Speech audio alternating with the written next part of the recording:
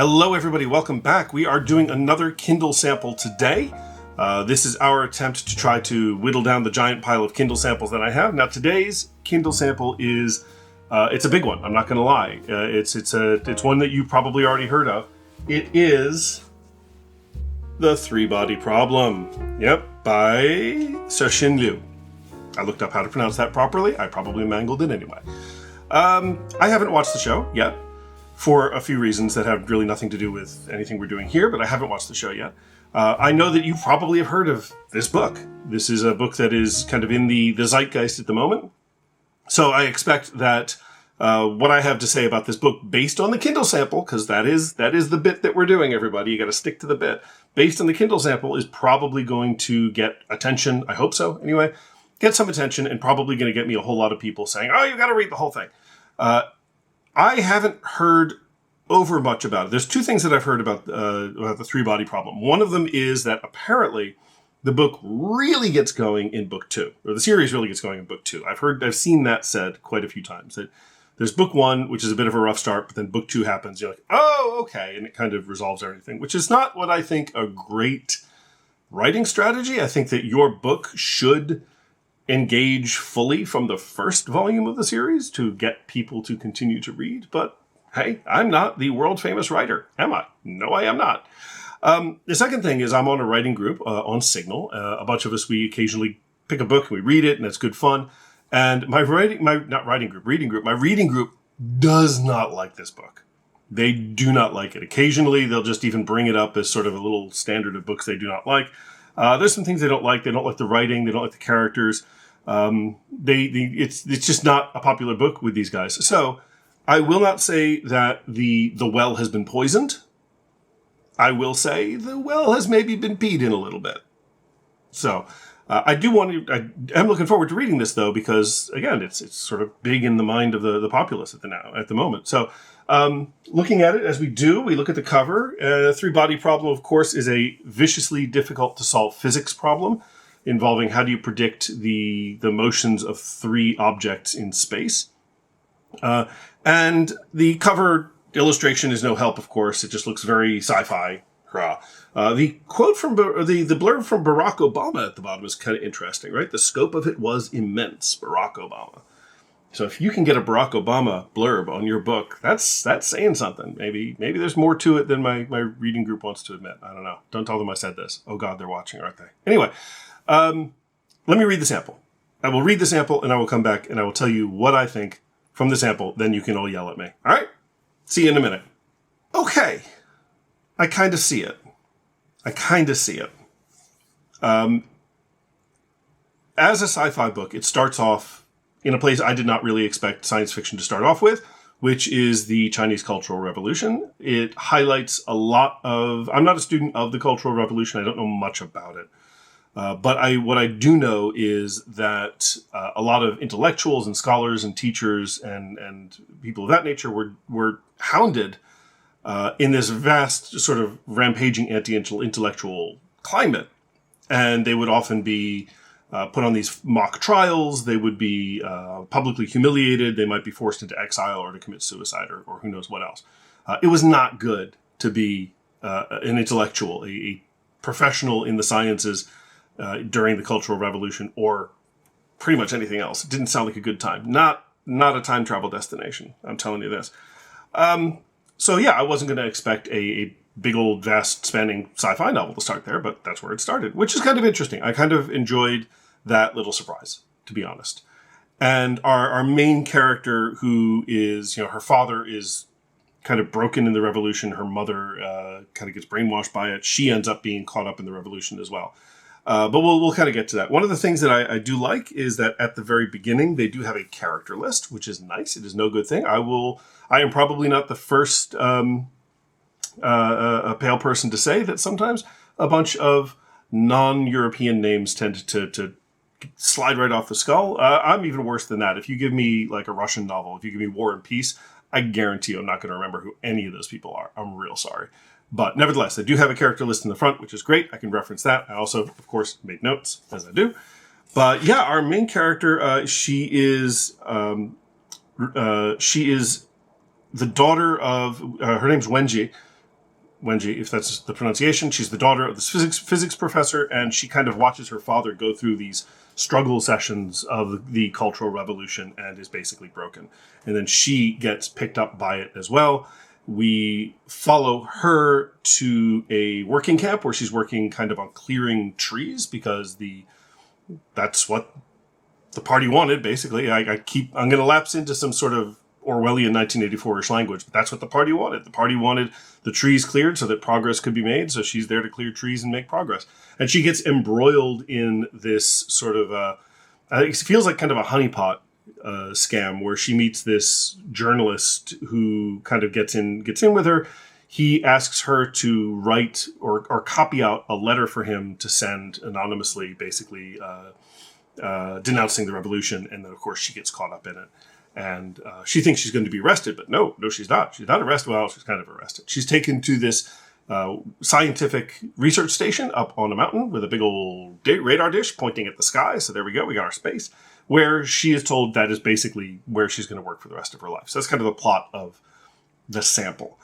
Again, I think it is interesting that the author would begin the story with this allusion to this highly anti-intellectual period of Chinese history.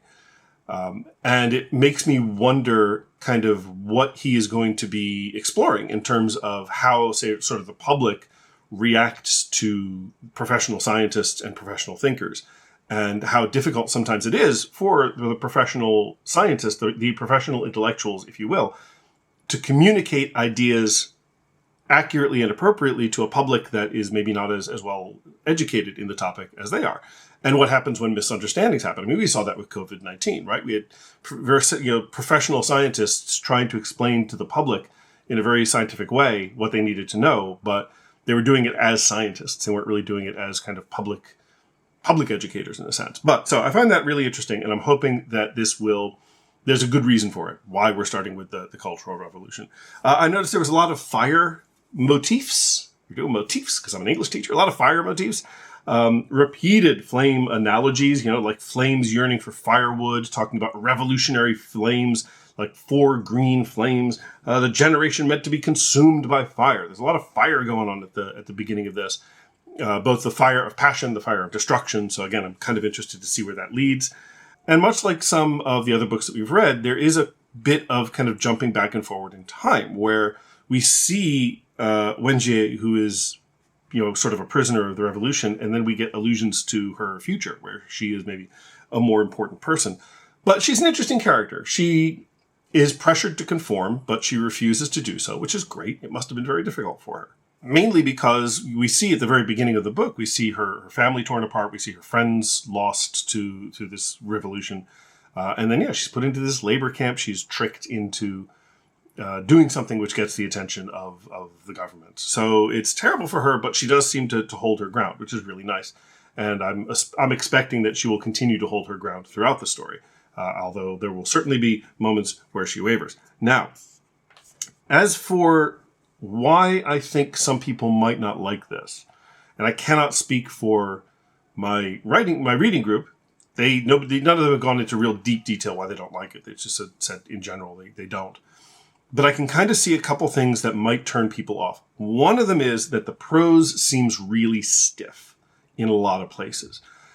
There's a lot of characters who kind of lecture at you. And in some cases, the characters are almost stepping on that... I don't know if you've seen in some really bad writing where one character will say something like, as you know, here at Corpotech, right?